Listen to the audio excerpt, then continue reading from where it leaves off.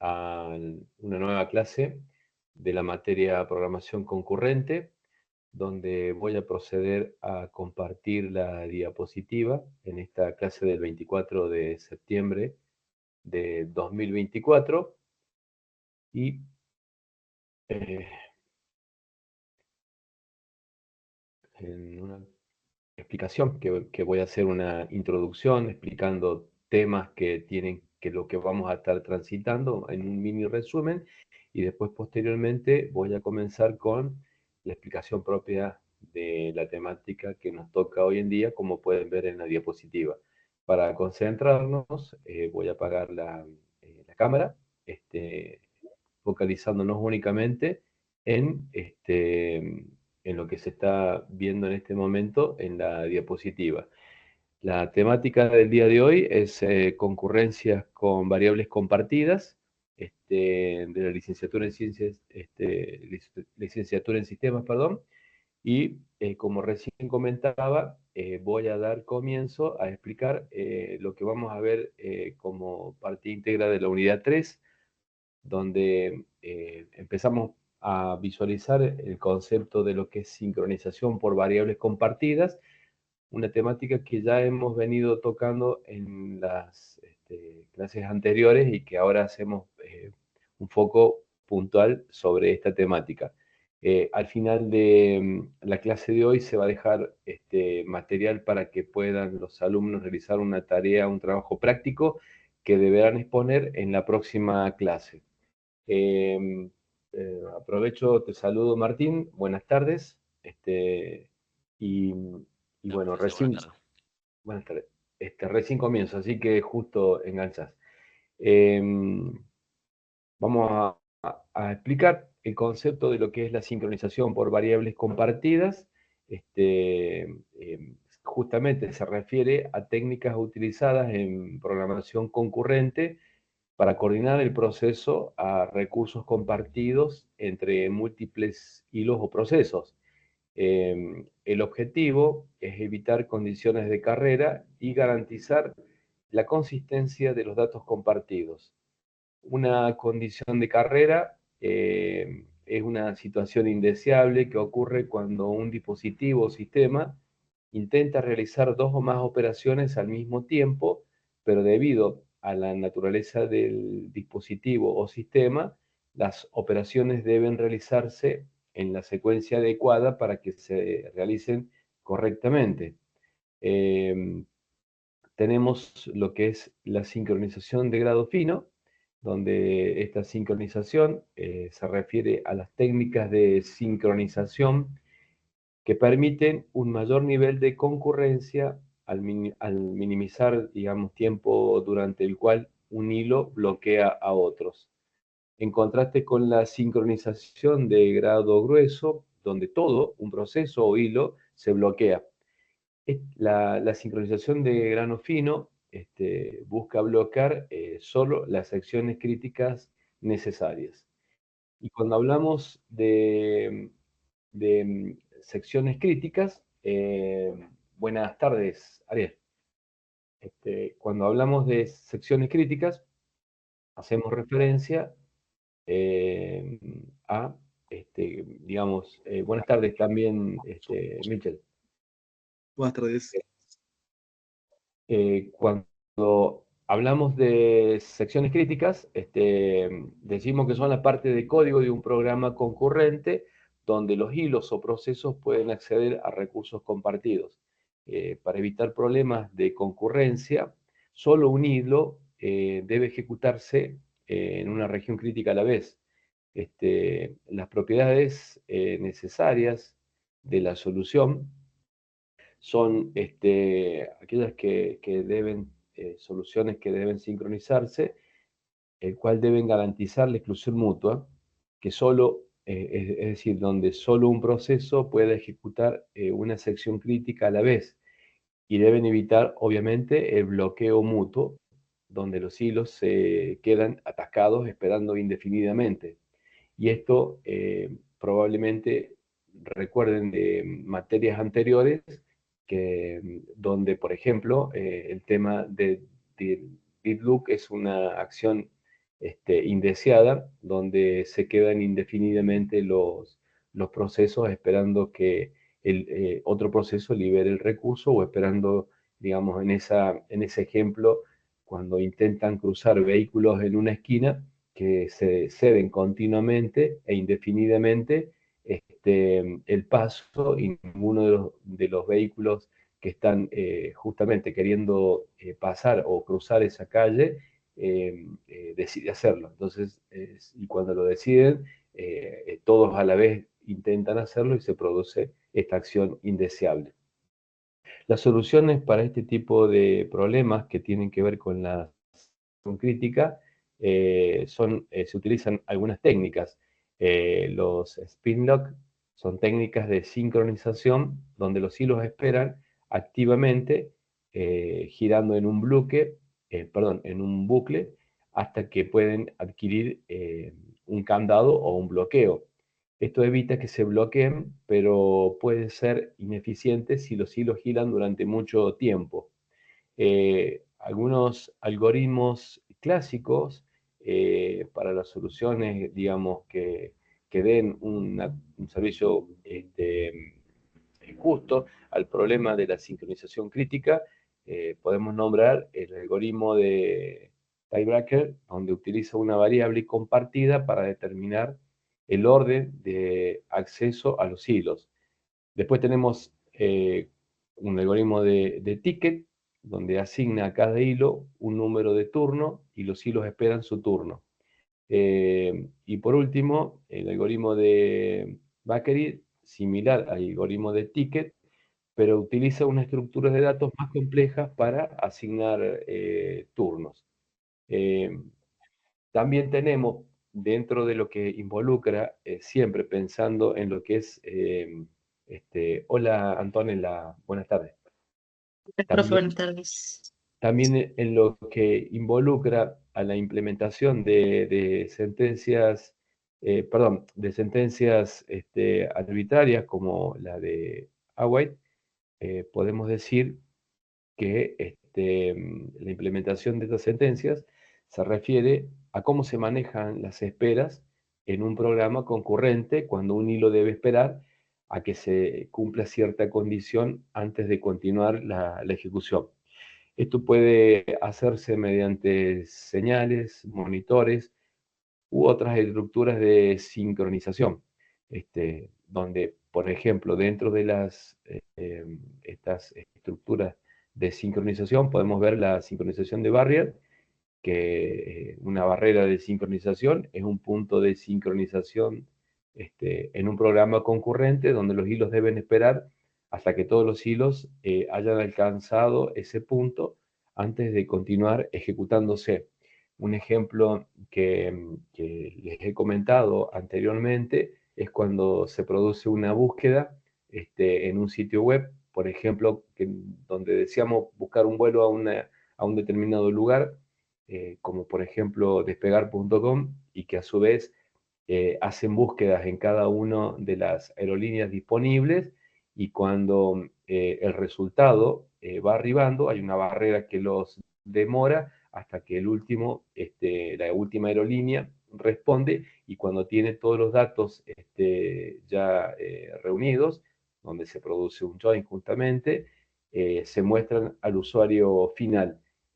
Como ustedes podrán observar si alguna vez lo prueban, cuando se realiza la búsqueda, van a ver que aparece un mensaje o de un avioncito que está recorriendo hasta que la búsqueda se complementa. Entonces, siguiendo con lo que son las soluciones de sincronización a la que hacía referencia, podemos hablar de el contador compartido, donde los hilos incrementan, digamos, un determinado contador, y cuando alcanzan la barrera y esperan hasta que el contador alcance un valor predeterminado, realiza la acción. Podemos hablar de los flags y los coordinadores, donde cada hilo tiene una bandera que establece cuándo alcanza la barrera, y un coordinador verifica cuándo todos los hilos han llegado. Tenemos también el tema de lo que es árboles, donde los hilos se organizan en una estructura de árbol y los nodos intermedios coordinan la llegada de sus hijos. Y las barreras simétricas, que utilizan técnicas de sincronización para coordinar la llegada y salida de una barrera. También podemos pensar o hablar de la concurrencia con variables compartidas cuando utilizamos algoritmo data parallel, es decir, computación de prefijos, donde estos algoritmos se utilizan para realizar operaciones en paralelo con una gran cantidad de datos. La computación de prefijo es un tipo de algoritmo, data parallel, que calcula una operación como la suma en todos los elementos de una secuencia, manteniendo el resultado parcial en cada paso, justamente. Esto es útil para problemas como la suma acumulativa de elementos en un arreglo. Algunos algoritmos populares para la computación de prefijos incluyen el algoritmo de Hillis-Steele y el algoritmo de reducción binaria.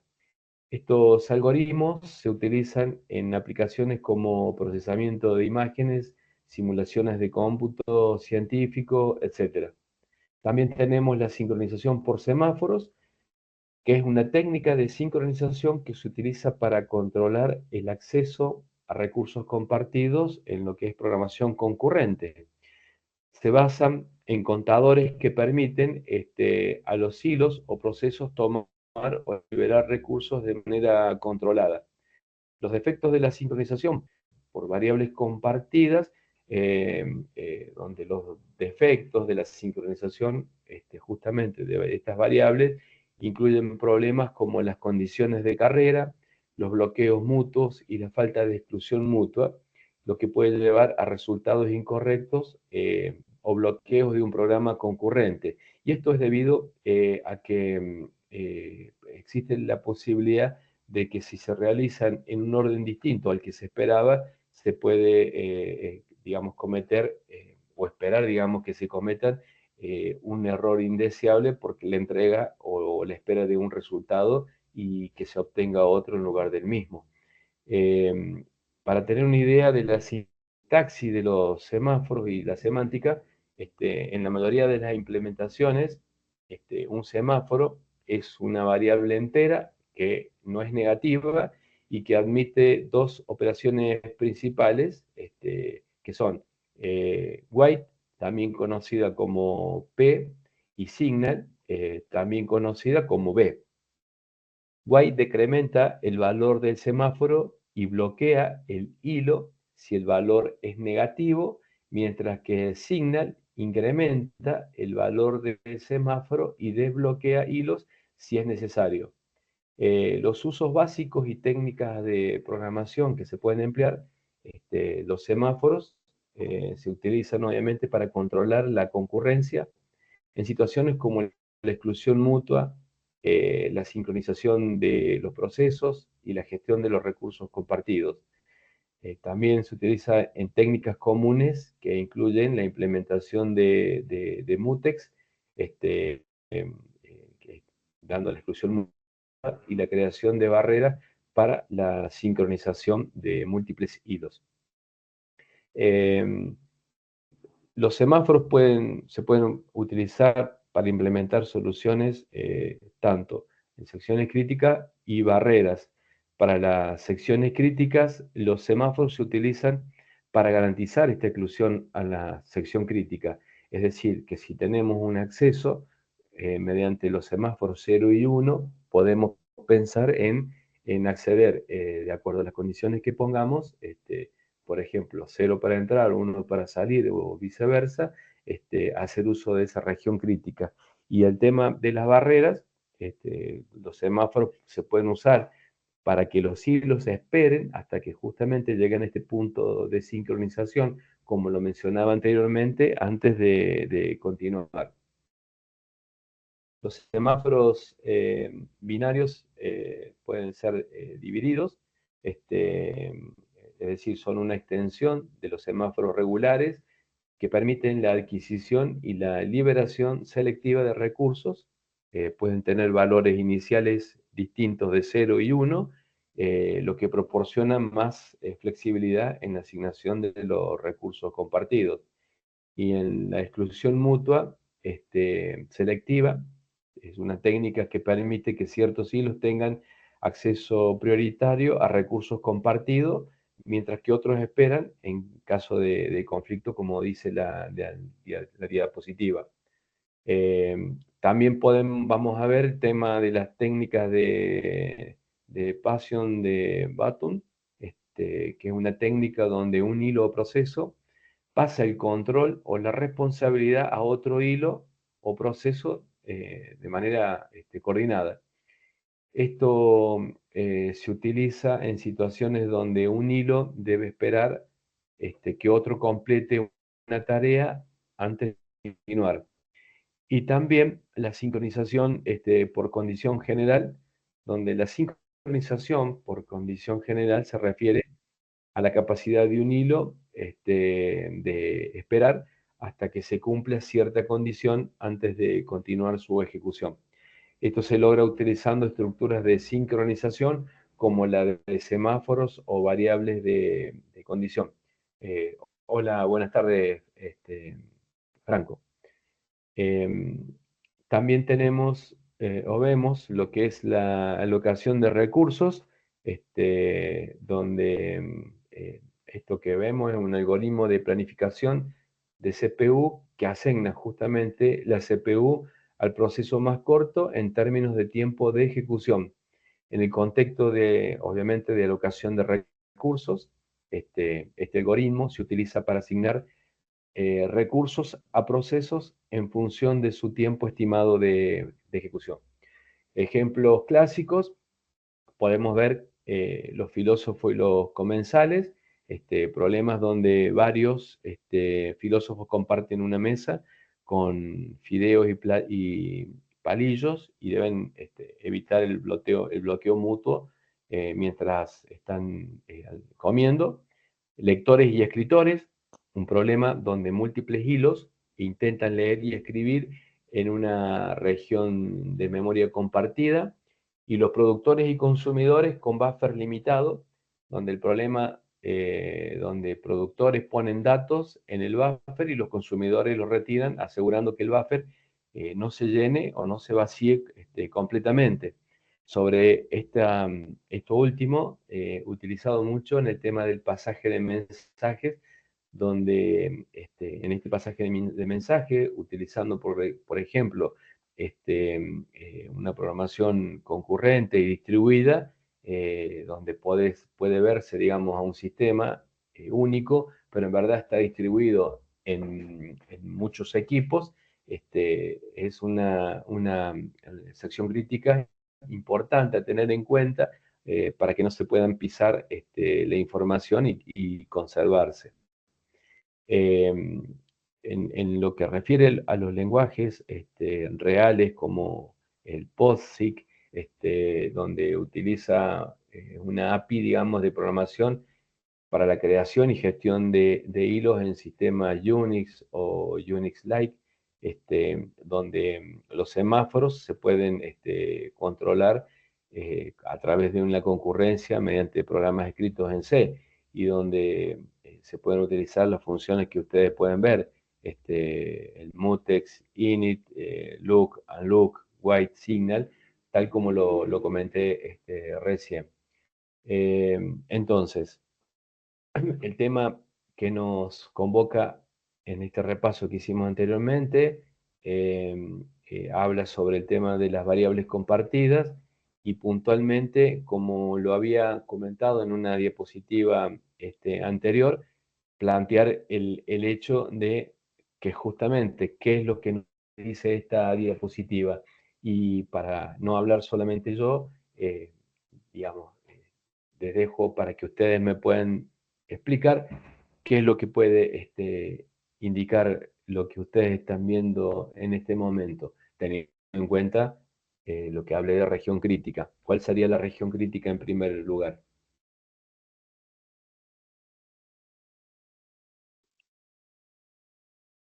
El puente sería la región crítica. Digamos. Exactamente. ¿Y qué es lo que habría que coordinar, Antonella o cualquier otro?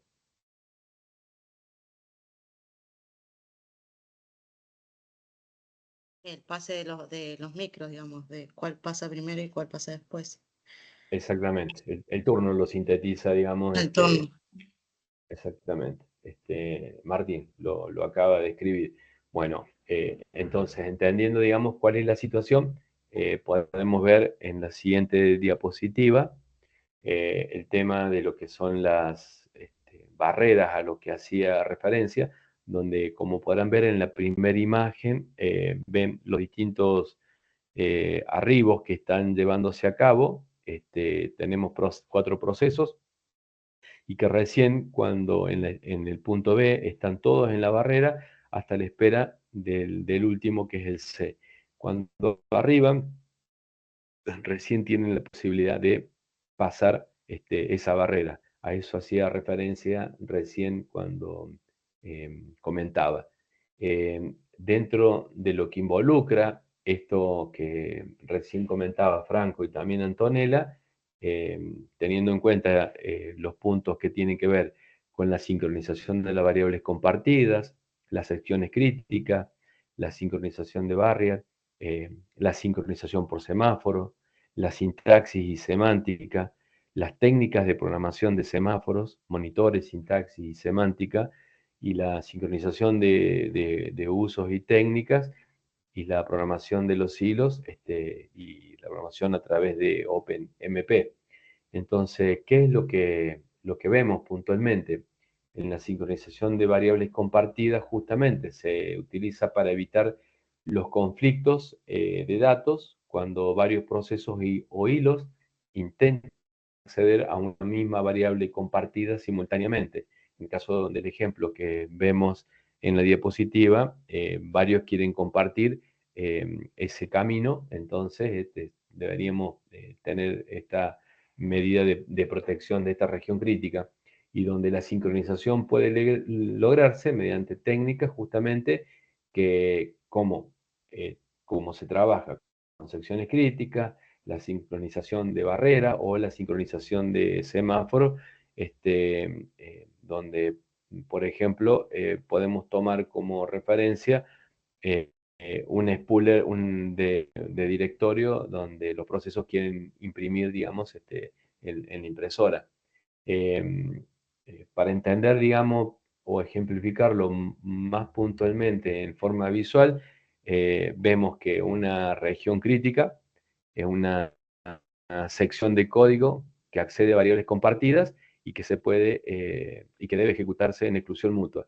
Esto significa que solamente un proceso o hilo puede estar ejecutando en esa sección crítica en un momento dado. Y esta imagen que están viendo me hace recordar a una imagen que era a nivel de vehículo, y si alguno de ustedes tuvo la posibilidad de poder viajar desde Buenos Aires para Mendoza o San Luis, hay una sección de camino que se llama La Picasa, donde cuando subió el agua, tal como lo están viendo, prácticamente sería la imagen de La Picasa, pero en lugar de un tren sería el paso de vehículos que iban y que regresaban, o sea, de doble vía, pero en algún momento, cuando el agua subió, se convirtió en camino o de ida o en camino de regreso. Solamente una vía estaba habilitada. Y posteriormente, digamos, estuvo por un par de años imposibilitado de poder pasar o al uso de la ruta 7, que es la que une Buenos Aires, bueno, mejor dicho, creo que arranca, digamos, bien en el sur de nuestro país, llega hasta el norte del continente americano, y bueno, ahora ha bajado ese nivel de agua, seguramente con alguna obra de ingeniería civil, y el nivel de agua ha bajado, lo cual se puede volver a transitar, pero cuando estuvo presente la demora era de 2 o 3 horas extras para poder pasar. Esto como dato anecdótico, nada más que lo cuento. Y pregunto por esas casualidades, ¿alguien pudo conocer la ruta 7, digamos, a la altura de lo que se denomina la Picasa? Yo no, al menos. No. Bueno, veo que ninguno. No, profe, la verdad que no. Bueno, si es tal cual como es la imagen, digamos, era por ahí escalofriante, porque cuando había viento me tocó pasar, el agua, obviamente, daba en paso de ida o de vuelta solamente uno. Imagínense un doble vía, transitar por el medio y se veía que era tramos largos, es un tramo recto, entonces uno suponía que había que ir derecho para no caer, digamos, obviamente tenía los guardarrayos que servían de referencia, pero, digamos, daba una cosa, digamos, transitar, pero ya está solucionado. La última vez que viajé en vehículo, digamos, el agua ha bajado muchísimo, lo cual da seguridad poder transitar de ida y vuelta. Por supuesto que no hay banquina, digamos, es de ida y si hay algún accidente o un auto se rompe, bueno, está complicada la situación. El tema, esto es sección crítica. Cuando hablamos de sincronización de barrier, puntualmente lo que vimos en el ejemplo de recién, vemos que es una sincronización de esta barrera, se utiliza para asegurar de que todos los procesos o hilos hayan llegado a un punto específico antes de continuar la ejecución. Esto es útil en situaciones donde es necesario garantizar que todos los procesos o hilos hayan realizado una tarea antes de continuar. Ya di el ejemplo hace ratito, esta imagen es justamente mostrando cómo es una sincronización. Tenemos lo que es la sincronización por semáforos, donde justamente el semáforo que conocemos habitualmente cuando transitamos en una ciudad es un semáforo, justamente sirve para controlar un recurso compartido. En la vida real, el recurso compartido podrá ser una calle. Nosotros, para la parte informática, es un recurso compartido en un programa que justamente concurrente y que debe protegerse como región crítica para que no hayan cambios indeseables. Donde podemos verlo en forma práctica en una cuenta bancaria, que el clásico ejemplo de acceder a través de una plataforma, de la aplicación, ¿no? El Banco Patagonia, lo accedemos mediante nuestra aplicación y queremos retirar el dinero que tenemos en cuenta y en simultáneo estamos pidiendo el dinero en ventanilla. Entonces, si no es tomado como una región crítica, podrá, digamos, para consulta podrán acceder por cualquiera de los dos lados, pero el momento de escribir debería tener, digamos, una restricción de modo tal que no se produzca digamos, el efecto indeseable de que por plataforma retiremos el dinero. Por ejemplo, supongamos que tenemos 10 millones de pesos, retiremos los 10 millones de pesos por la plataforma y le pidamos al cajero que nos entregue los 10 millones de pesos que acaba de visualizar. Es decir, que si no tuviera esta protección, sería posible poder, digamos, cometer, digamos, un ilícito, aprovechando, digamos, el no uso de la cuestión de semáforos que bloquee, una vez que escriba, bloquea otro proceso y que cada vez que realice una operación, como el caso bancario, verifique, digamos, que el recurso esté desbloqueado para poder acceder y hacer operaciones.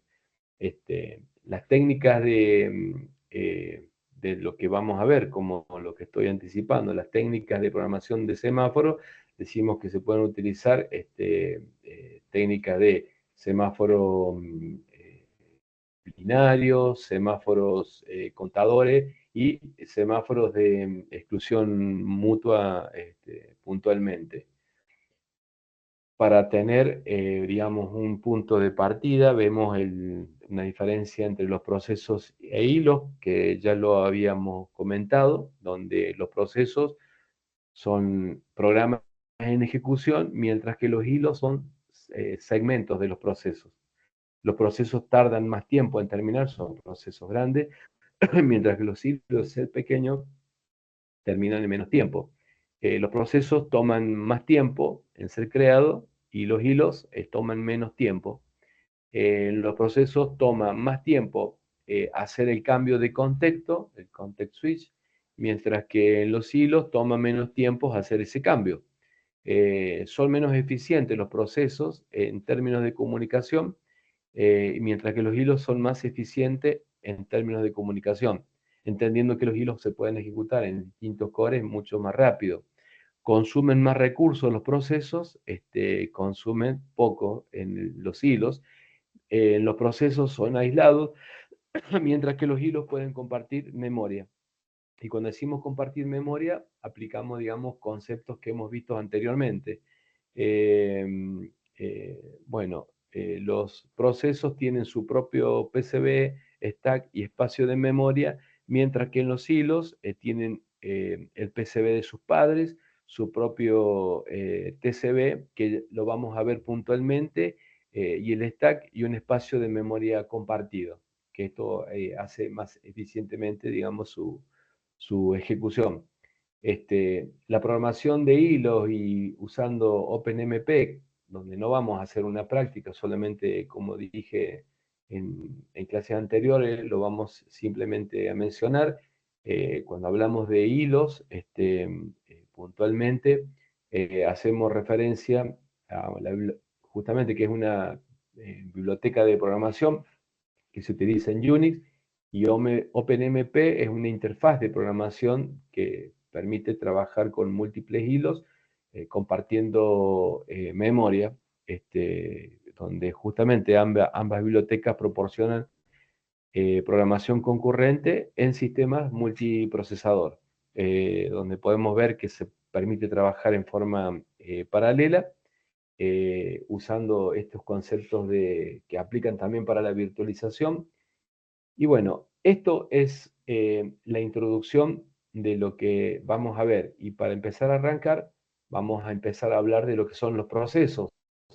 Algo que vamos a ir recorriendo rápidamente porque es algo que ya vimos, que ustedes ya conocen. Entonces, hablar del tema de lo que son los procesos en ejecución. Recién hicimos la referencia o la división de lo que son los procesos y lo que son los hilos. Nosotros podemos ver hilos en ejecución o procesos en ejecución con el administrador de tareas de Windows, donde podemos ver en recuadro, digamos, algunos de ellos. Vimos el concepto también de que mientras se ejecuta un programa de usuario en una computadora, se puede leer, puede estar leyéndose el disco, imprimiendo en impresora, etc. En multiprogramación, el CPU alterna la ejecución de programas en decenas, usando decenas de milisegundos,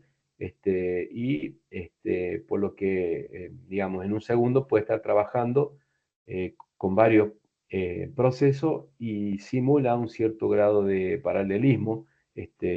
Digamos, en esta simulación se puede ver en esta imagen donde tenemos el tiempo y podemos ver que los procesos en este espacio de tiempo ejecutan, digamos, simultáneamente distintas tareas. Cuando hablamos de que cada proceso tiene un hilo de ejecución, puede ser visto como una ejecución en paralelo, y recordar lo que vimos en la clase anterior. Esos hilos, si corren en distintos procesadores, en distintos cores, si se cumple con la independencia de datos de salida y entrada, como los que vimos puntualmente, podemos obtener resultados de aceleración en la ejecución.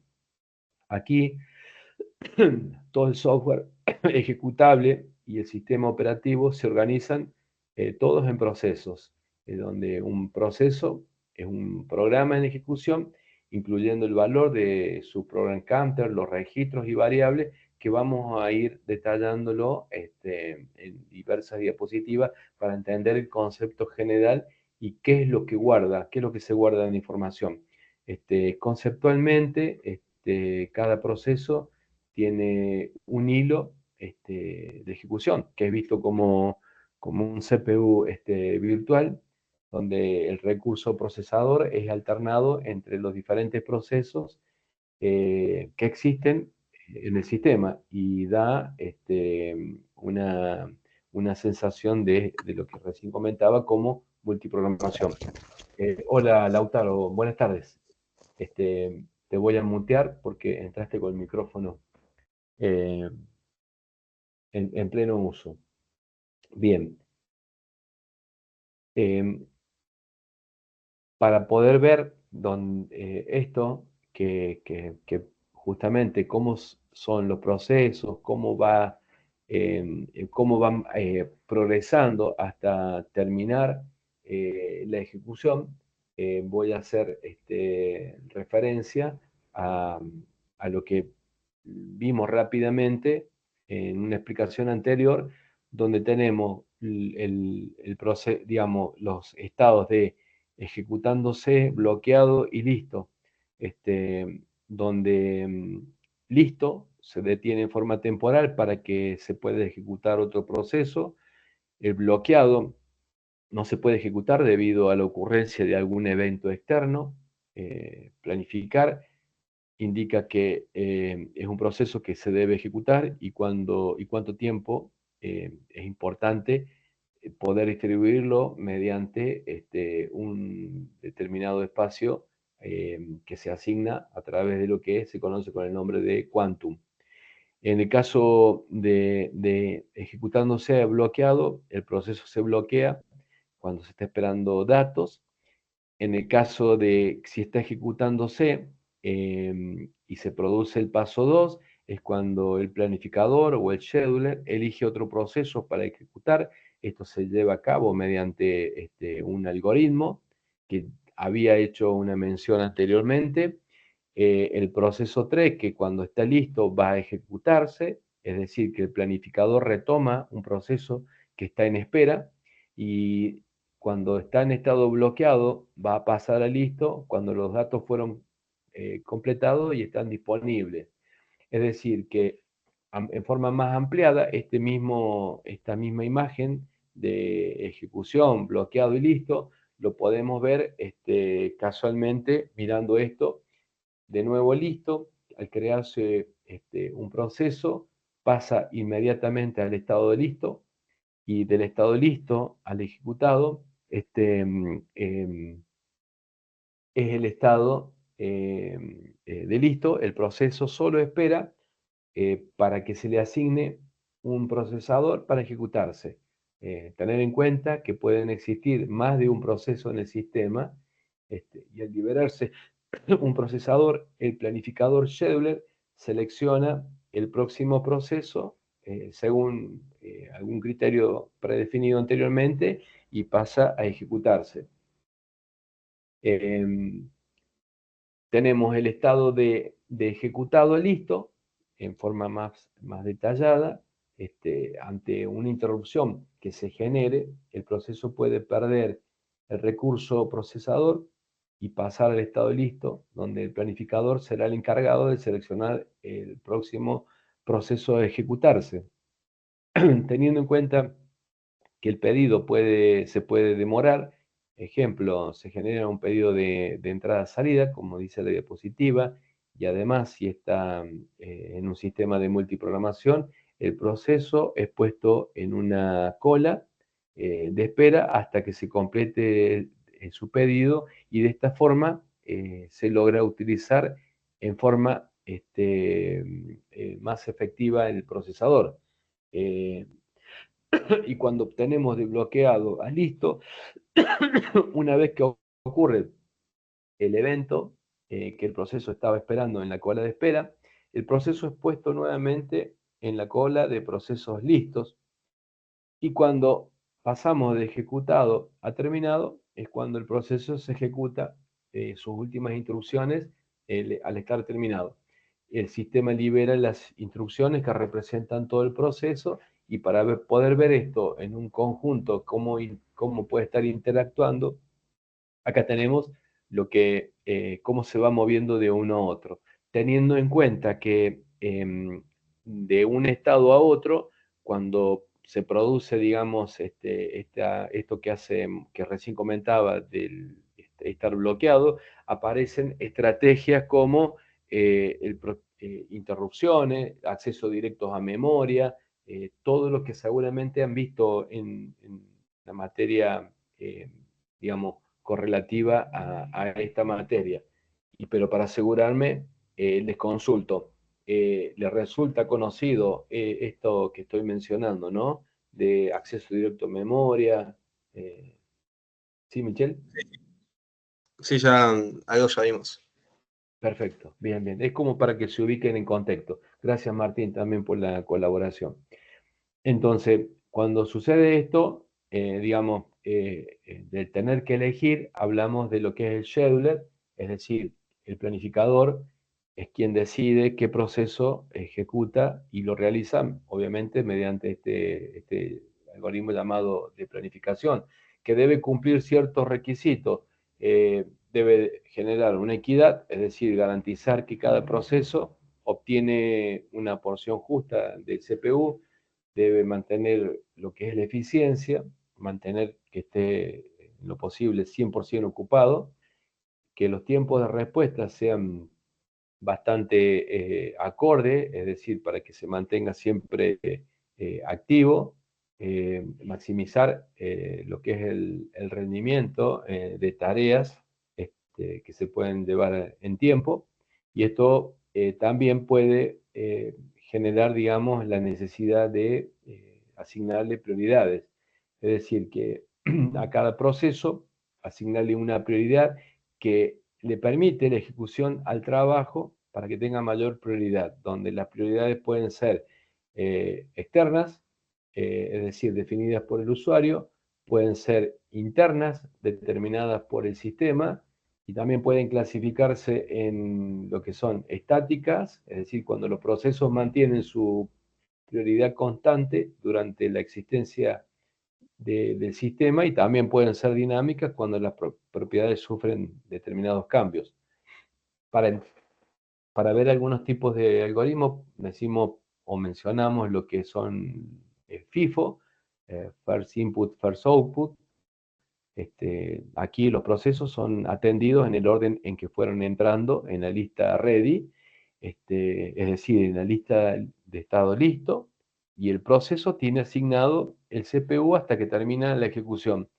Generalmente se suele utilizar combinando con otros esquemas, y acá podemos ver donde tenemos la cola de listos, y cuando se le cumple el tiempo mejor dicho, cuando el CPU solicita algo al planificador, digamos, si mantienen la misma prioridad, por ejemplo, el próximo proceso que va a hacer uso del CPU será el proceso A.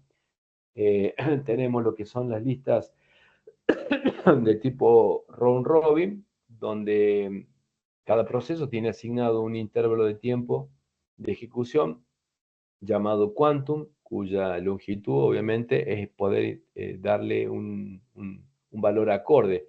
Como dice la diapositiva, si el quantum es corto, se alternan demasiados procesos y se reduce la eficiencia del CPU. Y pregunto, ¿por qué se reduce la eficiencia del CPU? ¿A ustedes qué les parece?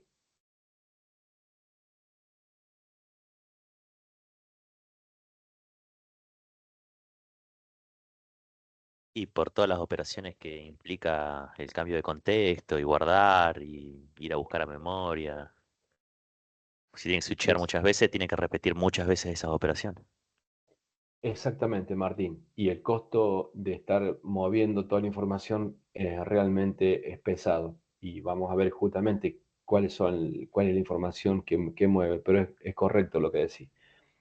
Y si es demasiado largo, puede causar, digamos, se puede demorar mucho. Entonces, se supone que todos los procesos tienen que tener, obviamente, la misma importancia y hablar de un quantum razonable suele ser acorde a más o menos a los 100 milisegundos, con una frecuencia, con un compromiso razonable en el uso.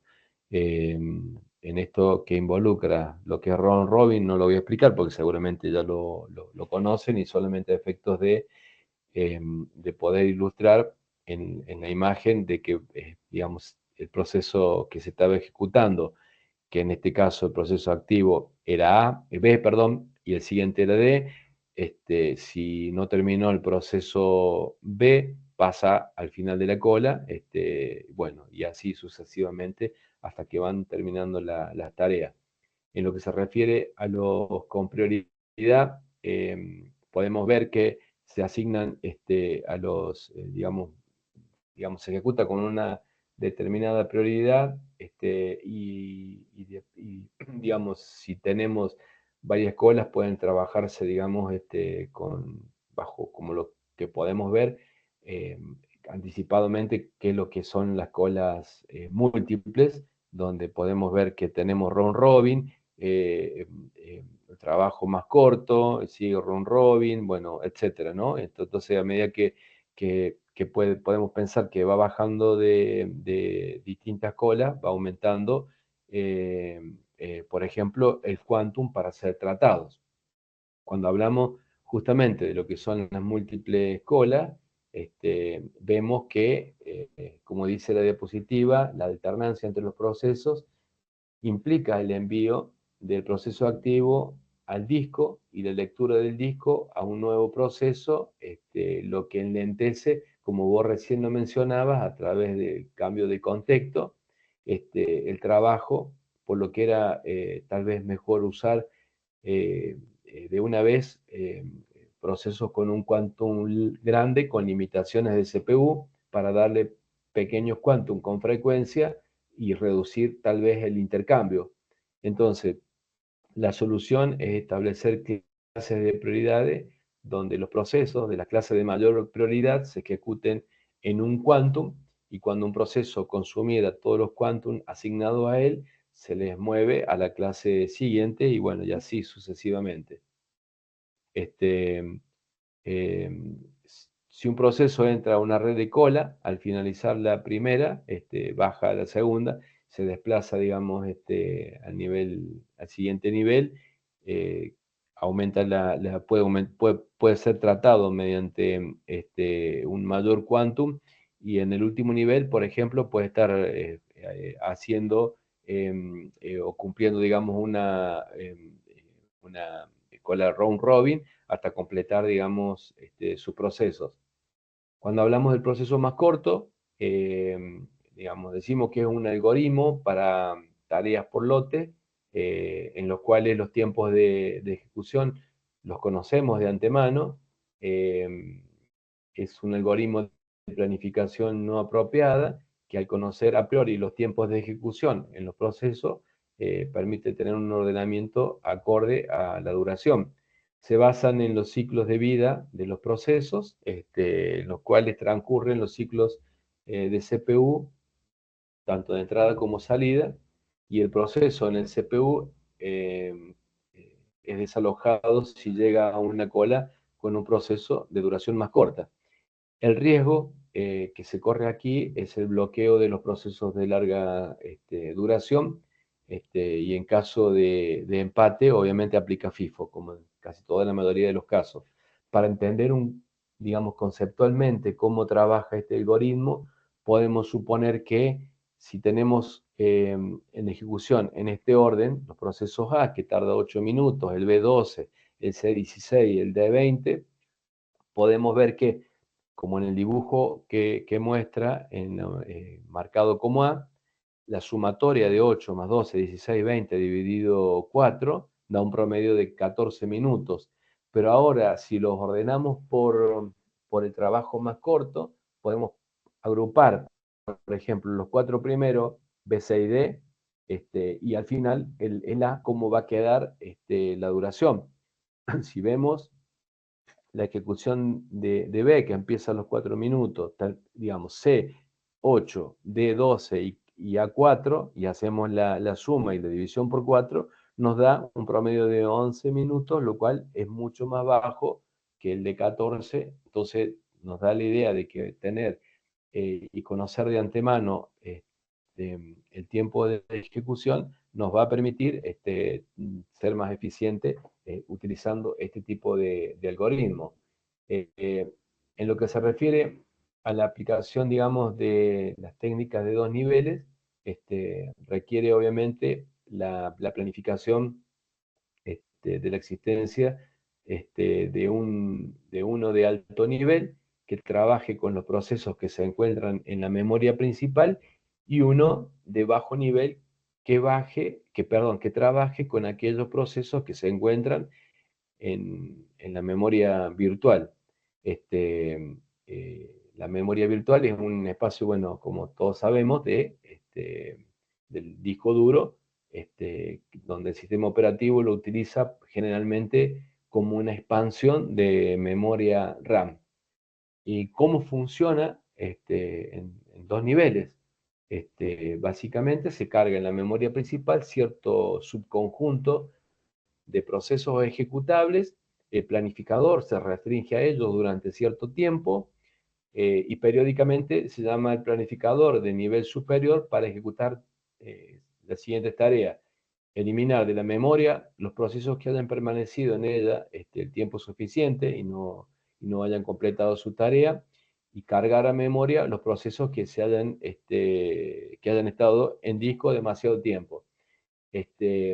Los criterios que se utilizan el planificador de nivel superior para tomar las decisiones son el tiempo que ha transcurrido desde el último intercambio del proceso, cuando el tiempo de CPU ha estado recientemente el proceso, qué tan grande es el proceso, los procesos pequeños no causan obviamente problemas, y qué tan alta es la prioridad del proceso. Y aquí podríamos utilizar de nuevo round robin, planificación por prioridad o cualquiera de los métodos que hemos visto. Y teniendo en cuenta que además, digamos, esto pensando que tenemos espacio en el nivel superior, que es la memoria RAM, porque si no, aplica algoritmos de reemplazo de páginas, etcétera, que tiene que estar sincronizado con lo que va necesitando el CPU. Entonces, como verán, es una dinámica bastante dinámica que nos lleva a pensar, bueno, todo este cambio de contexto, el utilizar las políticas que se utilizan para el tema de reemplazo de memoria, lo que hemos visto, justamente de salvar la información de un proceso y migrando en el cambio de contexto, etc. Entonces nos llega a preguntar, ahora estamos en condiciones de decir, bueno, ¿qué es lo que contiene justamente esta tabla de procesos? Entonces, esta tabla de proceso contiene los datos relativos al proceso en general para cuando se alterne de ejecución a listo, cuando pasen de una cola a otra, el estado del proceso, el contador de programa, el apuntador de pila, la asignación de memoria, el estado de los archivos abiertos, la información de contabilidad y planificación, que ya vamos a detallar cada uno, etc. Es decir, que lo que recién les comentaba inicialmente, que conteníamos el BPC, es una tabla donde contiene toda esta información. Esto es la información que hace referencia al contenido de lo que es la información de un proceso, que si lo detallamos, podemos hablar del bloque descriptor de procesos, donde tenemos que todo proceso se describe justamente mediante su estado, nombre, recursos asignados, información contable, la estructura de los datos, obviamente, será operado sobre el proceso planificador, que es el scheduler, y los campos de la estructura son, ahora en forma detallada, El estado del CPU, que es el contenido de esta estructura, está definido, digamos, por toda vez que el proceso es ejecutado y contendrá, digamos, los datos del CPU y el registro de flags, donde este bloque descriptor de procesos, gráficamente lo podemos ver como la imagen que estamos viendo y que contiene el procesador, es decir, que el número de CPU que se está ejecutando, recordando que podemos tener varios cores, entonces va a estar identificado el mismo, la memoria, que describe el espacio virtual o real de direccionamiento según la arquitectura del sistema, y además tendrá reglas de protección, así como cuál tipo de memoria, digamos, si es compartida, etc. El estado del proceso, es decir, si está ejecutado, listo o está bloqueado. También tendrá los recursos de software, o sea, archivos, semáforos, hardware, dispositivo que se está usando, el tipo de planificador que se está utilizando, la prioridad, es decir, que podrá incluir una prioridad externa de largo aliento o en su defecto una prioridad interna dinámica de alcance reducido, la contabilización a la que hacía referencia, es decir, información contable para ver la cantidad de entrada-salida, los fallos de página, el consumo de procesador, memoria utilizada, el ancestro, es decir, si es un hilo hijo, cuál es el padre, el proceso que lo creó, los descendientes, es decir, los hijos que se crearon a partir de este proceso, lo cual esto contendrá una lista de punteros a los distintos bloques de descriptores hijos del proceso. También contendrá, digamos, los procesos a partir del cual son creados otros procesos, y al creador obviamente se le va a denominar padre, y a los hijos, a los procesos hijos, y obviamente esto genera una jerarquía de procesos en el sistema, donde algunos de ellos podrán ser eliminados en el caso de que haya un inconveniente durante la ejecución de un programa, y ustedes podrán ver si presionan el control al del y quieren eliminar un determinado proceso, en algunos casos no los va a dejar hacer, y si tienen, por ejemplo, que los invito a que lo prueben, tienen un navegador abierto con varias pestañas, y ustedes, digamos, pueden tener la posibilidad de poder probar, pararse en uno y decirle eliminar, puede ser el padre, y elimina todo, se cierra todo, y pueden haber referencias bamboleantes, es decir, que se eliminó el padre, pero no los hijos, y para esto podría haber políticas que diga, para evitar este tipo de situaciones que ocupen memoria, cuando suceda la eliminación y que existe la posibilidad de eliminar un proceso padre, se eliminen automáticamente los hijos para que no ocupen memoria.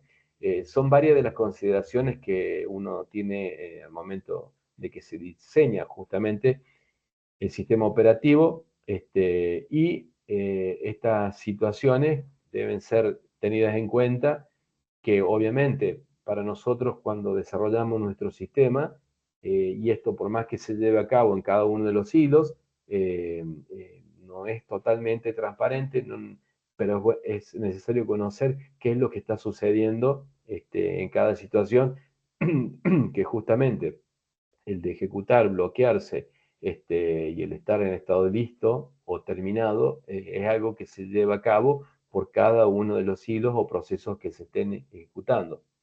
Bien, esto fue lo que expliqué recién, es decir, que para que se tenga una idea, habían comentado en la clase anterior de que podría tener a través de Unix un sistema que nos permitiera crear desde un padre distintos hijos, y solamente para modo de referencia, sin explicar, digamos, el detalle en código, podemos ver que un proceso padre cuyo PID o ID es 0, y se pueden crear de los distintos hijos que se van enlazando, y cada uno de estos nodos, recordar que contiene toda la información que fuimos comentando en las diapositivas anteriores, que esta situación de tener hijos a través de un padre se puede ver, digamos, como la información de los distintos PCB, como los que estamos viendo acá,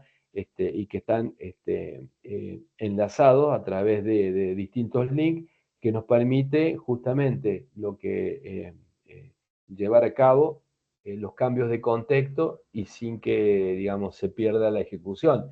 Y hablando de estos cambios de contexto, involucra que si hay muchos cambios de contexto y dependiendo de si el quantum es pequeño o grande, que recién lo respondieron, involucra salvar justamente el estado del proceso, este PCB que estuvimos viendo, que no es simplemente poquitos datos, sino que hemos visto un resumen de los datos que se guardan como información, que puede ser en memoria RAM como en disco, y que obedece, digamos, a toda la teoría de sistemas operativos que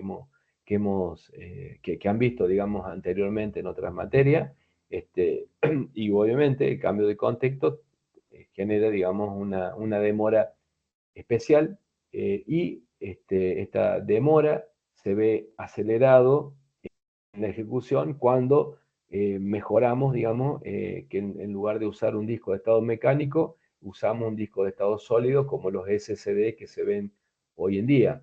Entonces, decimos que los procesos concurrentes se pueden ejecutar en entornos aislados, es decir, se debe asegurar la ausencia un poquito de agua, de interferencia, o eventualmente se pueden ejecutar cooperando entre los procesos, compartiendo, digamos, objetos comunes. Es necesario que el sistema operativo brinde, obviamente, las herramientas específicas para la comunicación y sincronización entre los procesos, o sea, el Inter-Process Communication, que es el IPC, donde el IPC es una herramienta que permite que los procesos puedan comunicarse y sincronizarse sin compartir un espacio de direccionamiento en memoria, y donde tenemos dos enfoques fundamentales: la memoria compartida y el pasaje de mensajes. Entonces, en esto de memoria compartida y pasaje de mensaje, podremos utilizarlo de acuerdo al contexto, donde puntualmente el pasaje de mensaje va a estar siempre asociado cuando trabajamos con sistemas distribuidos, y la memoria compartida aplicará puntualmente en procesos aislados o en procesos concurrentes. ¿Hasta acá alguna pregunta?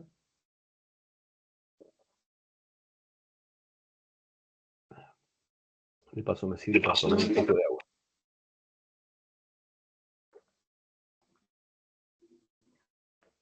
Bien, gracias.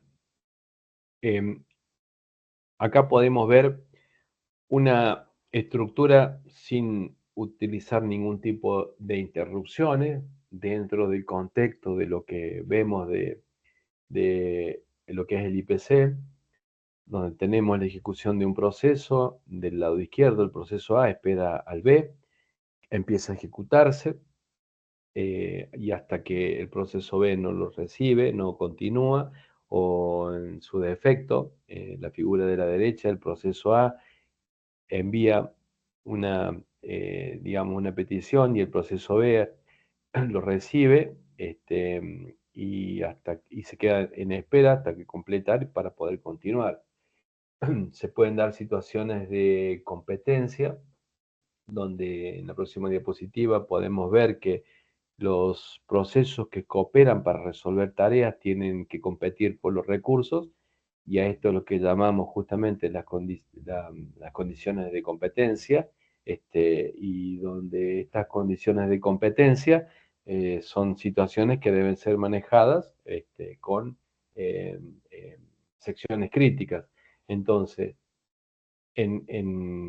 cuando hacemos referencia de lo que es la exclusión mutua, establece justamente qué es la solución para estas condiciones de competencia, donde garantizamos que un proceso utiliza una variable o un archivo compartido los demás procesos no pueden utilizarlo. Es decir, que tiene que haber alguna forma de decirle que solamente un proceso puede usarlo. En el caso de la imagen, como vemos un choque de trenes, si no hay una barrera que diga solamente uno a la vez, en el caso de este ejemplo, vemos que se produce un caso catastrófico chocando. En el tema de la catástrofe digital, podemos ver que se pueden sobreescribir datos y el ejemplo de poder retirar el dinero la cuestión bancaria que dije recién a través de la aplicación y a través de lo que es estando en caja pidiendo el dinero, se puede ver que se puede, digamos, el choque se produce, se podría producir y generar una estafa. Entonces, si arreglamos que no ocurra que dos procesos estén al mismo tiempo, en su sección crítica se podrá evitar justamente las condiciones de competencia.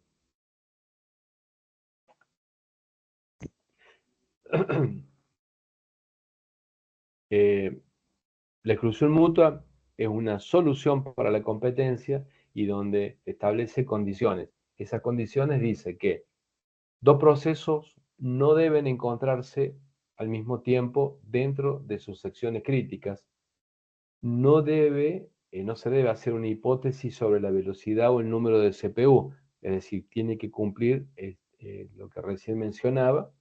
Ninguno de los procesos que estén en ejecución fuera de su sección crítica se puede bloquear o puede bloquear a otros procesos. Y ningún proceso debe esperar eternamente para hacer uso de esa región crítica.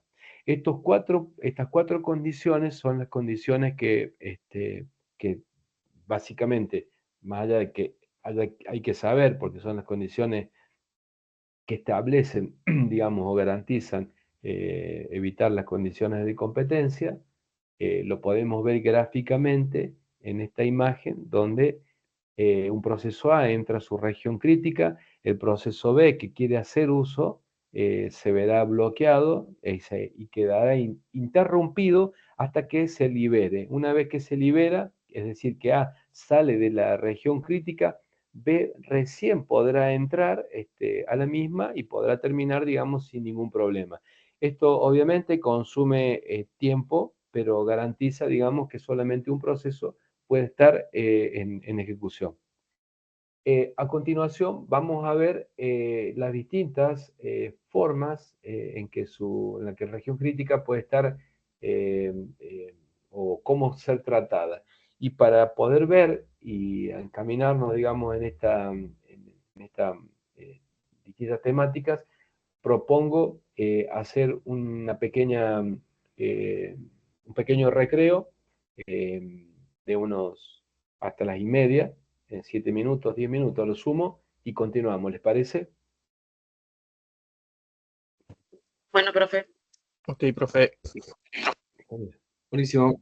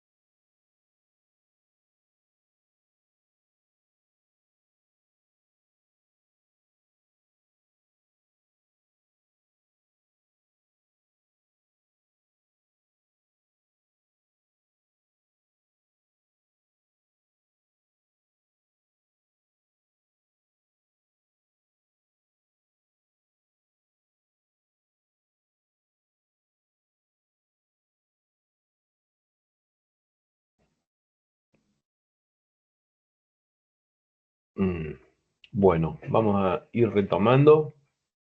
¿Cómo estamos? Bien, profe. Bien, profe. Bien. Bien, Yo bien. la verdad necesitaba relajarme 2 segundos y me puse a ver pequeños videos, algo así para despejar. Me ayudó, así que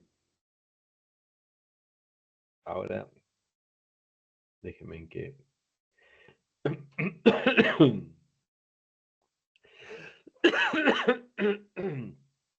Tenía la garganta también complicada. Y bueno, ya está, sigue grabándose, pero tenía la visita de un gatito en este primer bloque o módulo, así que el gatito se me venía y tenía que tener la cámara apagada. Por eso por ahí cuando escuchaban y hacía un esfuerzo de voz podían entenderse de que estaba alzándolo. Bueno, ahora nos toca empezar a transitar el tema de lo que son cada una de los distintos tipos de algoritmos. En lo que se refiere a la exclusión mutua con espera ocupada, usando de desactivación de interrupciones, cada proceso desactiva todas sus interrupciones justo antes de entrar a su región crítica y los activa de nuevo una vez que sale de ella. De esta manera el CPU no alternará con otros procesos y el proceso que interrumpió actualiza la memoria sin tener la intervención de otros procesos. Como conclusiones podemos ver que tenemos, o mejor dicho, no es correcto que los procesos del usuario tengan el poder de desactivar las interrupciones. Si uno de ellos lo hiciera y nunca los volviera a activar, podría ser el fin del sistema. Además, con 2 CPU solo se suspenderá uno y el otro puede tener acceso a la memoria compartida, y esto puede provocar, digamos, justamente situaciones no deseables. La desactivación de interrupciones es a veces una técnica útil dentro del núcleo, pero no es adecuada como un mecanismo general de exclusión mutua para los procesos de los usuarios.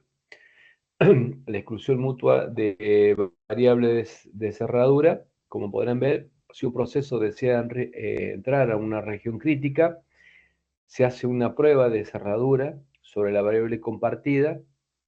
Si es 0, puede entrar y pone el valor de la cerradura en 1 para que no entre ningún otro proceso. Esto puede generar una dificultad donde si el proceso por entrar se demora y otro entra antes, ambos procesos pueden estar dentro de la región crítica simultáneamente y la región crítica y poner ambos el valor en 1. Entonces esto complicaría, digamos, porque los dos estarían dentro de la región crítica. Imagínense un caso de esto de lo del banco, los dos sacando los 10 millones de pesos y los dos sacan ese valor, van a sacar 20 millones, o se llevará 20 millones cuando en verdad debería haberse llevado 10. Una posible solución a este inconveniente es tener una segunda lectura de un valor K y haciendo una segunda verificación antes de almacenar. La competencia surge ahora, ya que si el segundo proceso modifica la cerradura justo después de que el primer proceso tenga la segunda verificación, estamos otra vez en este problema que se puede complicar. ¿Y por qué pasa esto? Porque no es una situación de una acción indivisible, lo cual esto puede generar, digamos, siempre situaciones no deseadas. Entonces, podemos pensar que tal vez una alternancia estricta, donde la prueba continua o sea, mejor dicho, la prueba continua de una variable en espera de que aparezca cierto valor, se llama espera ocupada. Esta práctica debe evitarse puesto que desperdicia tiempo de CPU y debe usarse cuando la espera es únicamente corta. No es buena idea cuando los turnos de uso de la región crítica es más lenta que otro. ¿Por qué? Porque puede violar la condición 3 de bloqueado, no se puede ejecutar debido a la ocurrencia de un evento externo. Esta solución requiere que los dos procesos alternen en forma estricta su entrada a la región crítica respectiva. Ninguno debe entrar dos veces seguidas, y aunque la idea de este algoritmo elimina todos los conflictos, no es un candidato serio como una solución. Y a continuación mostrar, digamos, cómo sería tal vez el algoritmo, donde vemos que en esta alternancia estricta, digamos, solamente uno va a estar haciendo uso. Pero bueno, todas las situaciones indeseables que mencionaba se pueden ver, digamos, del punto de la diapositiva anterior como referencia. Para esto decimos que usar, digamos, el tema de lo que es semáforo binario. Dijkstra en 1968 dio una solución elegante y sencilla al problema de la exclusión mutua con la introducción justamente de lo que mencionaba, semáforo binario. Es una técnica que permite resolver la mayoría de los problemas de sincronización entre los procesos y forma parte del diseño de muchos sistemas operativos y lenguajes de programación concurrentes. Un semáforo binario es un indicador de condición S que registra si un recurso está disponible o no, y este semáforo binario solo puede tomar dos valores, 0 y 1.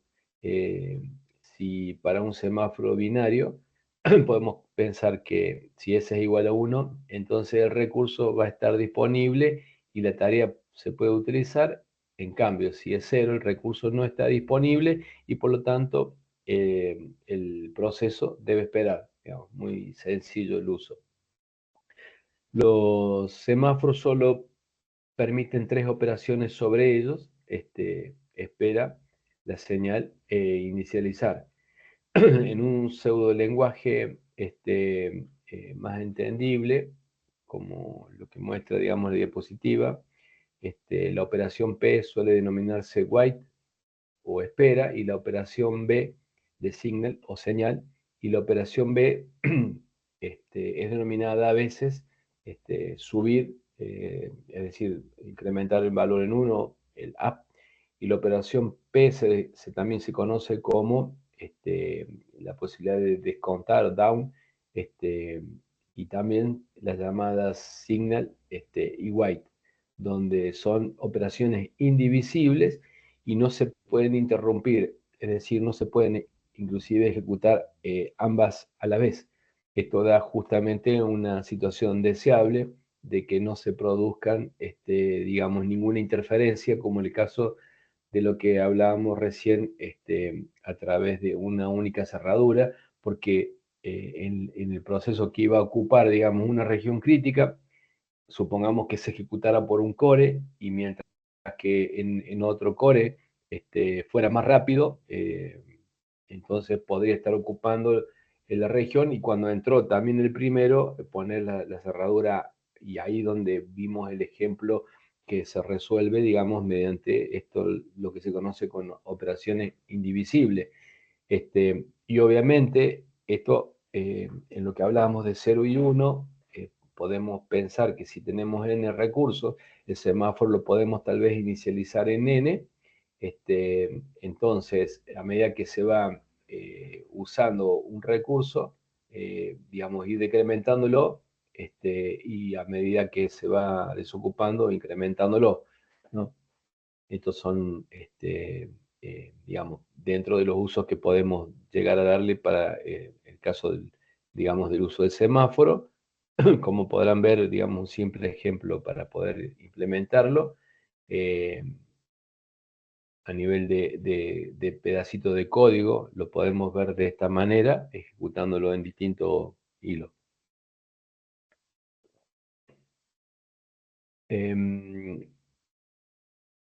Bueno, esto es lo que lo vimos. El problema de consumidor y productor, podemos verlo que se puede utilizar mediante semáforos. Se utilizan 3 semáforos: full, empty y mutex. El full, que cuenta el número de entradas ocupadas. El empty cuenta las entradas vacías, y el mutex, que garantiza que el productor y el consumidor tienen un acceso simultáneo al almacén o buffer donde se van acumulando, digamos, la información. El algoritmo que está puesto, digamos, es un algoritmo que está hecho en C, solamente se lo dejo en referencia. También pueden ver o hacer uno en Java para poder observarlo, donde básicamente los semáforos que se inicializan en 2 y que son utilizados por 2 o más procesos, es el mismo que el de los grafos, exactamente, Martín.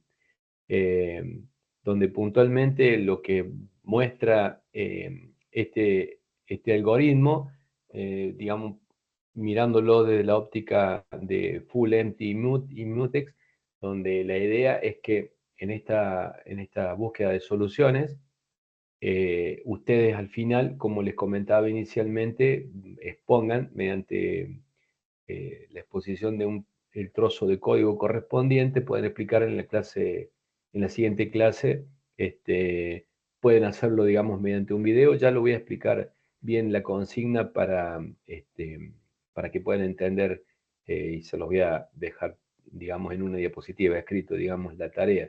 El tema siempre que se presenta es el tema de garantizar la exclusión mutua, donde en este ejemplo del problema de productor y consumidor mediante semáforo, está dado de acuerdo a la inicialización que vemos, que se pone full en 0, empty es el número de entradas del almacén, y mutex en 1. Y bueno, la idea es, digamos, que en cada proceso realiza un DOM justo antes de entrar a su región crítica, y justo antes, digamos, de salir, realiza un app para que se quede disponible. Eh, de esta manera, digamos, utiliza o soluciona el problema del productor y consumidor, utilizando, digamos, esto de semáforo. Recordando que el problema de productor y consumidor lo van a ver en distintas problemáticas que se presentan si tienen que pensar en que los procesos que trabajan en forma paralela se comunican a través de mensajes, y que esto pueden ser, digamos, si ustedes están usando o en los proyectos que han presentado, por ejemplo, cuando utilizan un formato web, digamos, y vuelvo a caer al mismo ejemplo del tema de la aviación, se van a encontrar, digamos, con un problema de este tipo, y que lo podrán solucionar mediante, digamos, las condiciones de barrera, perdón, soluciones con esto que vimos de barrera, que cuando llegan todos los procesos recién pueden continuar. Como verán, el contexto teórico aplica puntualmente a la parte práctica, pero el algoritmo en sí ya están escritos. O sea, lo que ustedes van a hacer es reutilizar ese código que de soluciones ya establecidas para crear sus propios desarrollos puntualmente.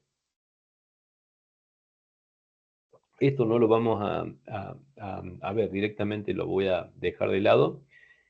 Solamente mostrárselos que si bien lo vamos a ver en Java, ustedes pueden acceder y ver, digamos, cada una de las distintas soluciones.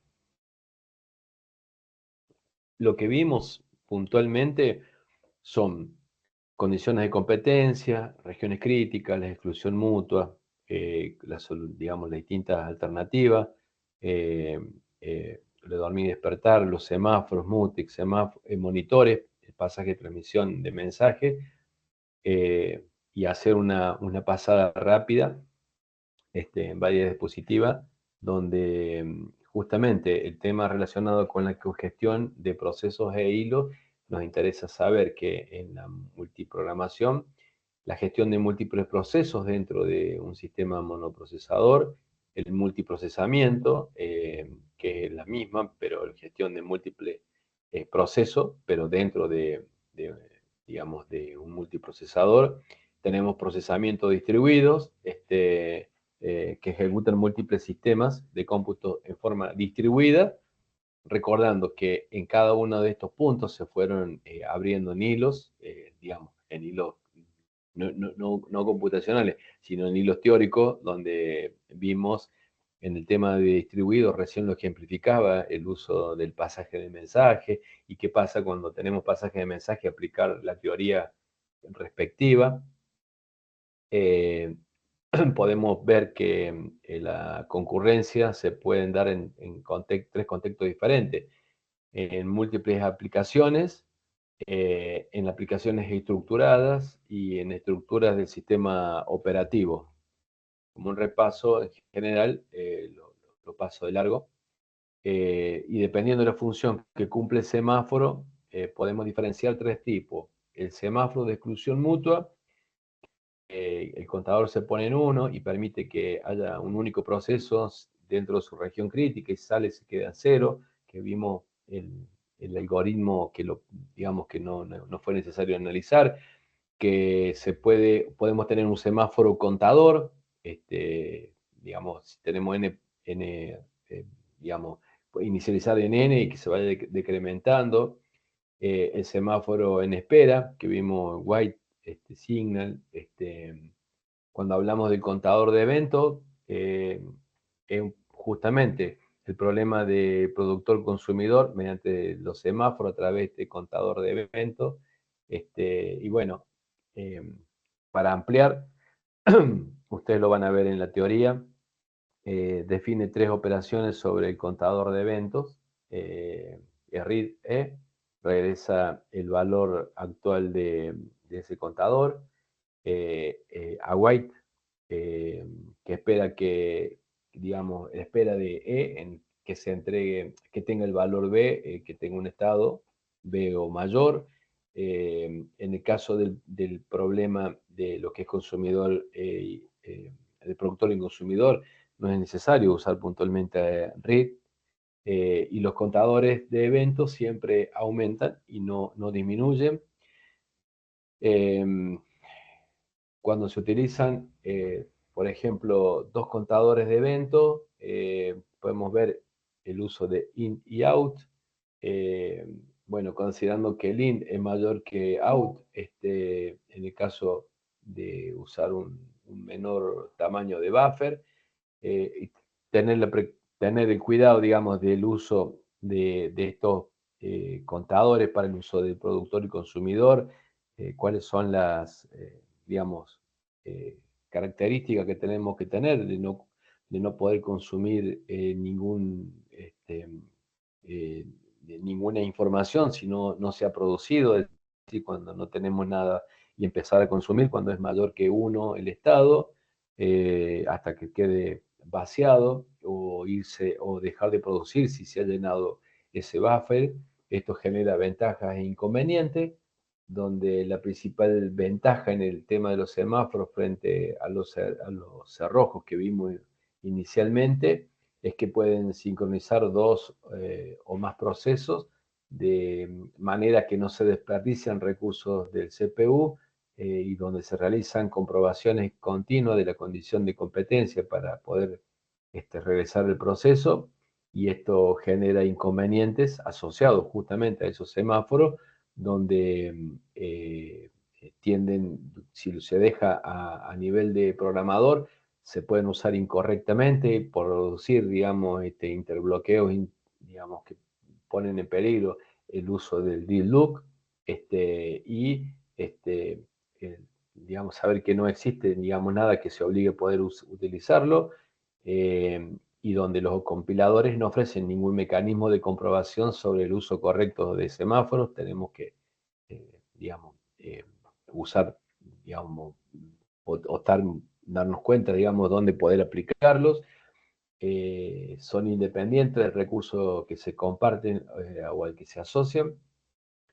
Y obviamente, en virtud de todas estas cuestiones que generan estos inconvenientes, aparecen el concepto de lo que son los monitores que tienden a solucionar estos problemas.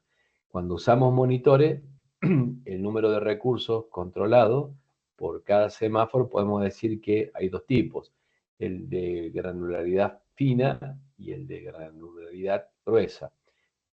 Cuando hablamos de la fina, hablamos de un recurso por semáforo, y hay un mayor grado en este caso, de paralelismo, lo que puede mejorar la rapidez de la ejecución de la protección, aunque a mayor número de semáforos existe una mayor probabilidad de que se dé un interbloqueo entre los semáforos y que por lo tanto no sería tal vez una mejora de la que intentamos evitar en virtud de los controles.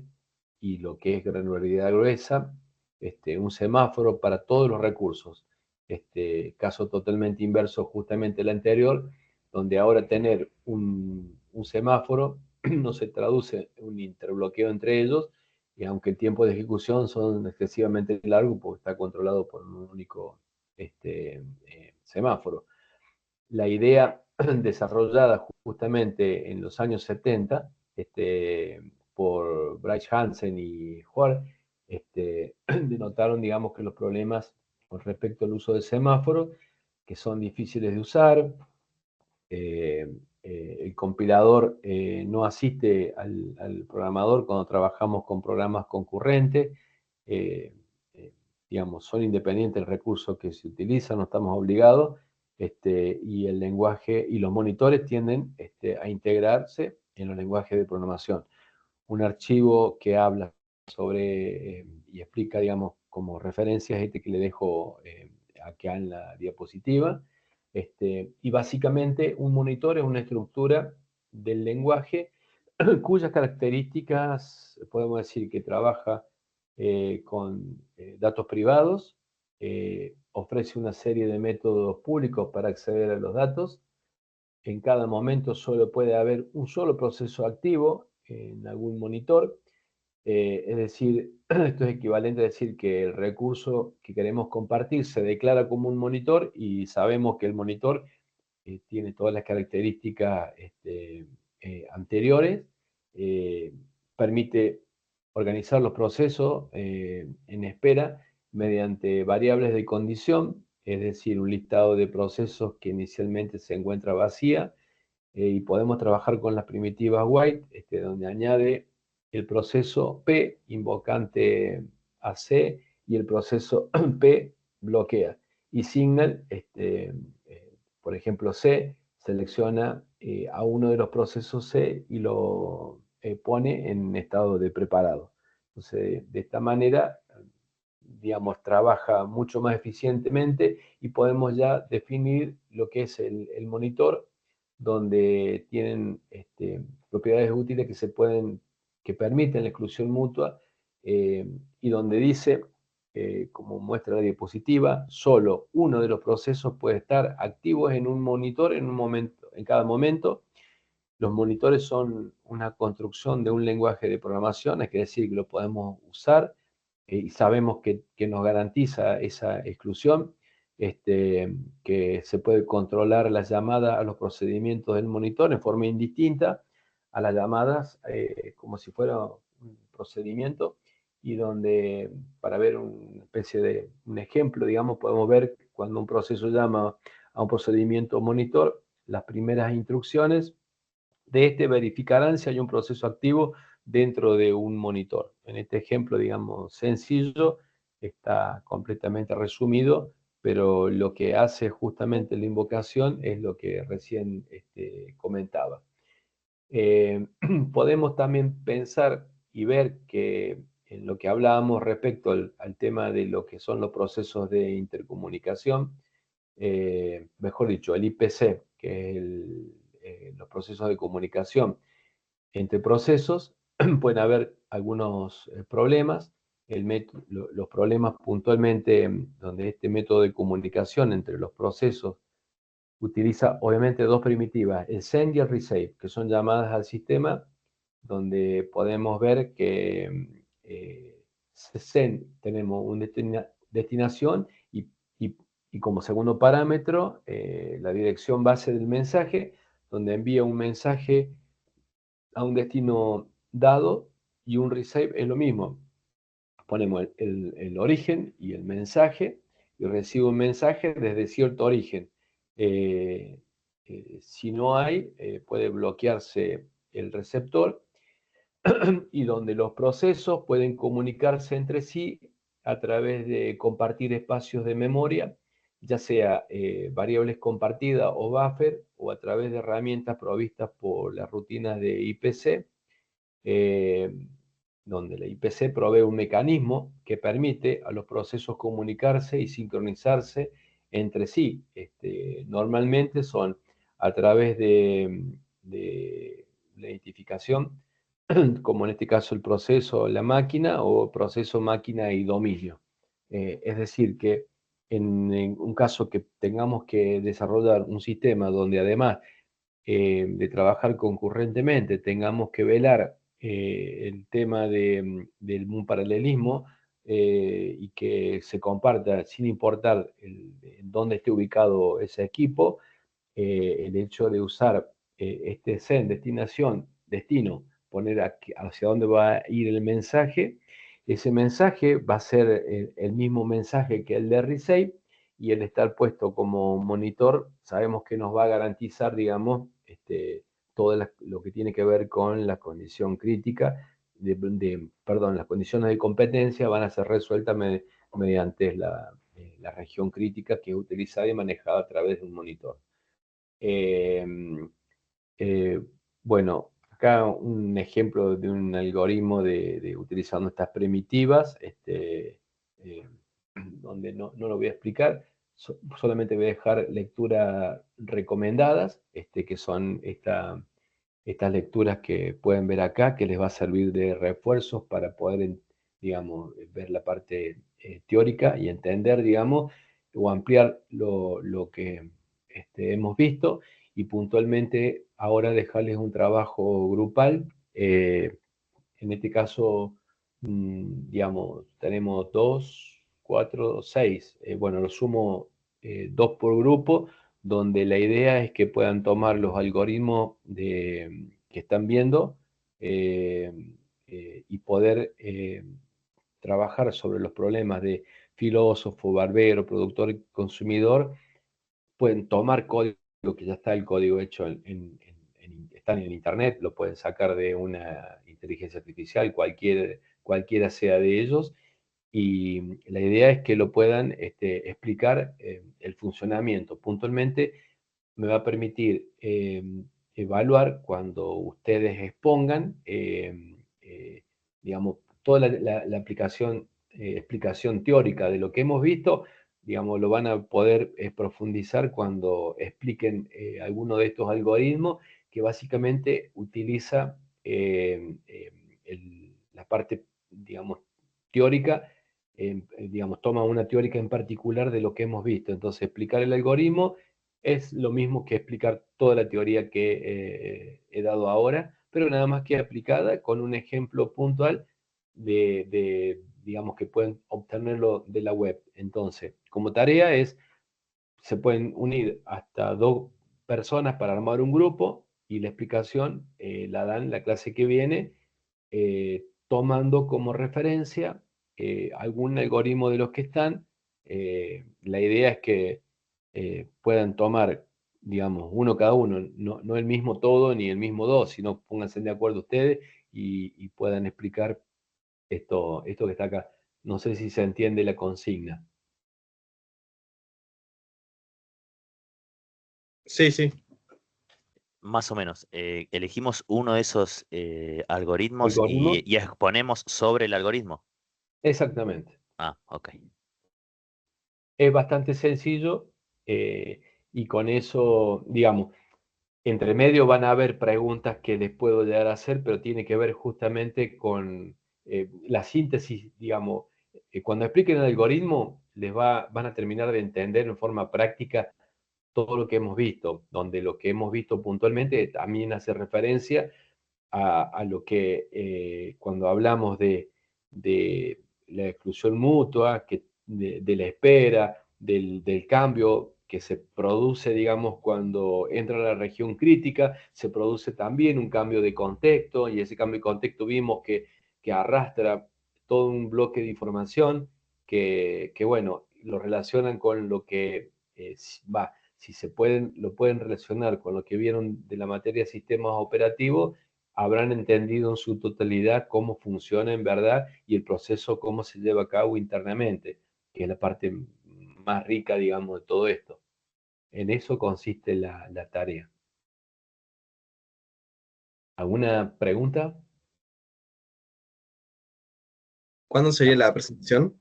La próxima clase sería el martes que viene. El martes que viene. Sí, es Bien. cortita, digamos,